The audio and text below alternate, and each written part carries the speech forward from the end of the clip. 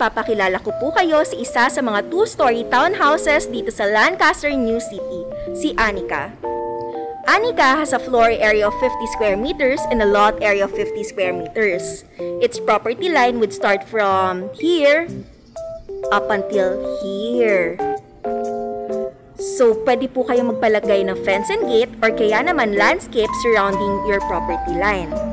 Also, meron po siyang 3 bedrooms, 1 toilet and bath, 1 powder room, and 1 provision for car garage.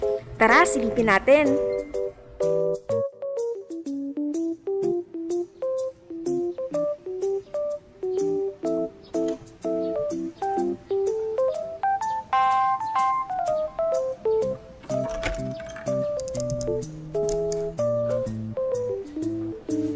Pagpasok po, makikita niyo ang living and dining area. Dito niya nilagay ang sofa and dining table.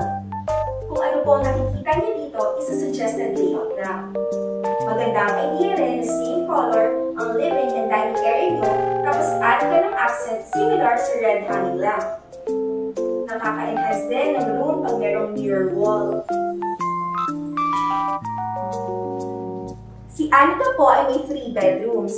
Ito po ang bedroom niya sa ibaba. Pwede gawing kwarto para sa mga extended family like lolo or lola. Pwede nyo rin po siyang gawing entertainment room.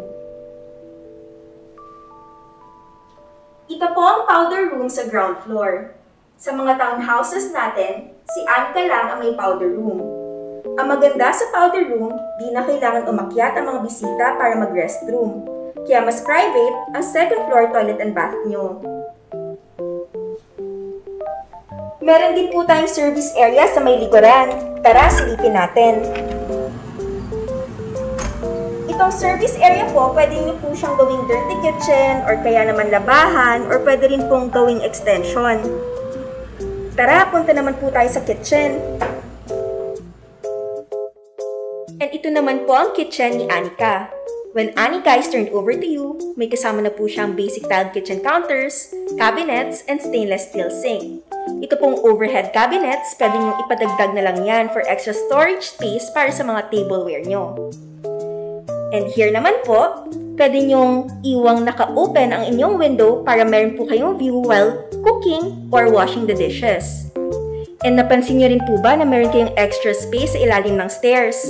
Pwede nyo pong gawin yung wine rack just like this one. Tara, punta na po tayo sa second floor.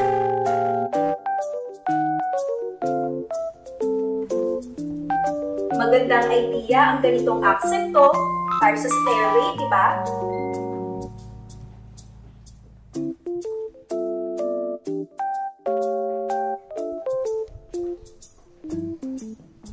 Dito po sa taas, meron tayong 2 bedrooms. Ito ang bedroom for the kids. Dito ang perfect spot para sa bed ni ate or kuya. Kasya pang study table, oh. Maganda rin na meron kayong hanging rack na ganito para sa books nila o mga toys. And of course, cabinet para sa clothes. Ito naman po ang toilet and bath dito sa second floor, complete with shower area. Sa unit na ito-turn over sa inyo, kasama na po ang toilet and bathroom fixtures tulad ng lavatory, toilet bowl, and shower. At syempre po, ang pinakamalaking room ang master's bedroom para kay mommy and daddy. May working area silang nilagay, perfect for work from home. Pag turn over ang bahay sa inyo, may mga provision na ang mga rooms for window-type aircon, plugs, and switches. Livable na talaga ito once nag-move-in kayo. Kung mapapansin nyo din po, matatas po ang ceiling niya so maganda po ang ventilation ng hangin. Makakapag-relax po talaga sa ng mommy and daddy. Simple and relaxing ang vibe ng room, di ba? Nagustuhan niyo po ba ang ating Anika house model?